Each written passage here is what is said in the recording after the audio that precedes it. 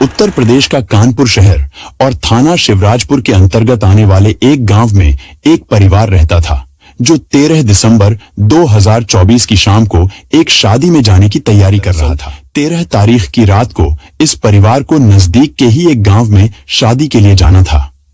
घर के सभी लोग तैयार हो गए थे, लेकिन घर में एक 17 साल की बेटी थी जो शादी में जाने से मना कर देती है।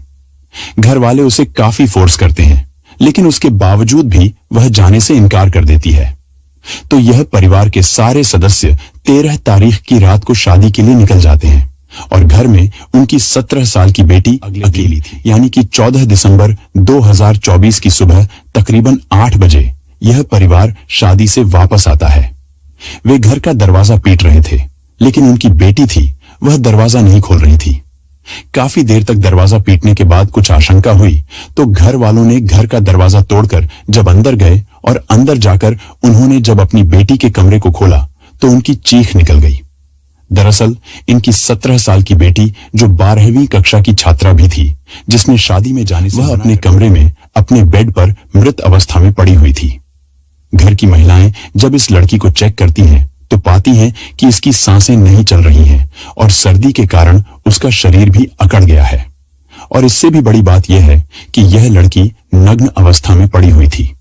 यानी कि जिस वक्त पर इसके घर वाले वापस आए तो उन्होंने देखा कि उनकी लड़की के शरीर पर एक भी कपड़ा नहीं था। अब यहां से घर वालों की चीख पुकार शुरू हो जाती है। पड़ोस के बाकी लोग भी वहां पर इकट्ठा हो जाते हैं। किसी को समझ नहीं आ रहा था कि रात तक तो ये लड़की बिल्कुल सही थी, आखिर रात भर में इसको ऐसा क्या हुआ।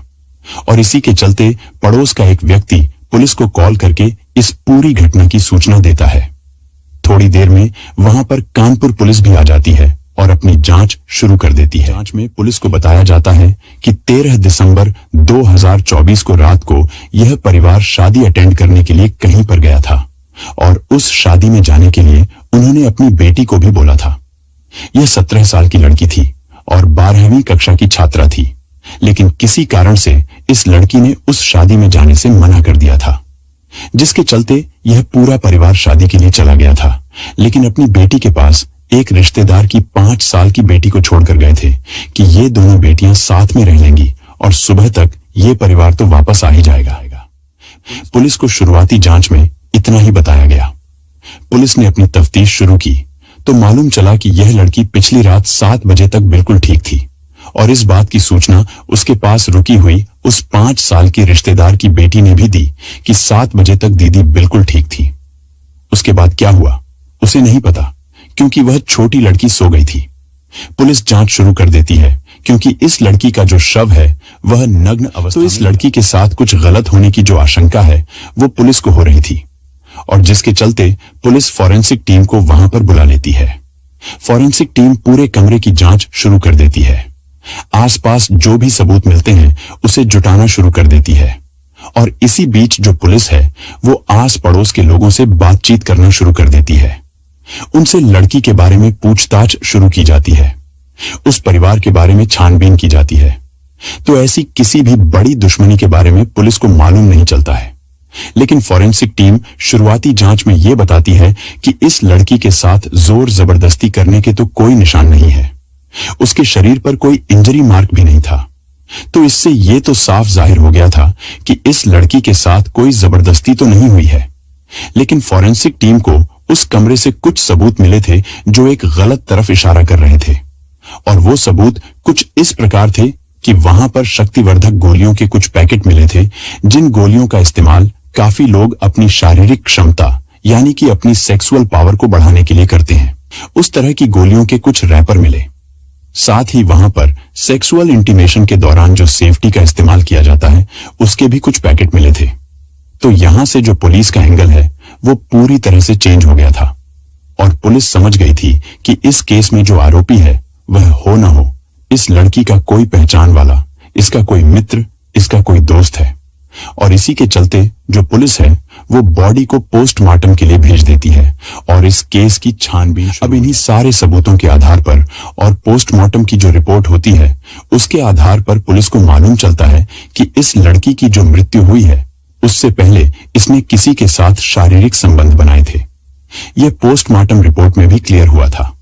अब पुलिस उस लड़की के मोबाइल नंबर की CDR यानी कि कॉल डाटा रिकॉर्ड निकलवाती है और उस डाटा में पुलिस एक नंबर पाती है जिस पर उस लड़की ने आखिरी बार बात की थी। और यह बात तकरीबन 13 दिसंबर 2024 की शाम के तकरीबन 7 बजे हुई थी। नंबर की डिटेल निकलवाती है तो मालूम चलता है कि यह नंबर कुलदीप नाम के एक लड़के का है जो 20 किलोमीटर दूर नेवादा गांव का रहने वाला है। यानी कि जहां पर इस लड़की की मृत्यु हुई थी उससे 20 किलोमीटर की दूरी पर यह लड़का रहता था एक दूसरे गांव में। पुलिस बिना देरी किए है इस लड़के और शक के बिना, पर जब इससे पूछताछ होती है तो शुरुआती जांच में ही पुलिस को मालूम चल जाता है कि हो न हो यह लड़का इस केस में इन्वॉल्व है। और पुलिस जब शक्ति से उस लड़के से पूछताछ करती है तो इस पूरे मामले का खुलासा हो जाता है। यह लड़का पुलिस को बताता है कि इसका नाम कुलदीप है। तो कुलदीप नाम का यह लड़का सारी बातें पुलिस को बताता है। पिछले 3-4 महीनों से ये दोनों दोस्त भी थे, दोनों प्यार में थे और इसी के चलते वो लड़की उसे बताती है कि 13 तारीख को घर में कोई नहीं रहेगा और तुम मुझसे मिलने आ सकते हो। कुलदीप 20 किलोमीटर चलकर अपनी गर्लफ्रेंड से मिलने के लिए उसके घर गया था और शाम के तकरीबन 8 बजे ये उसके घर में गया था।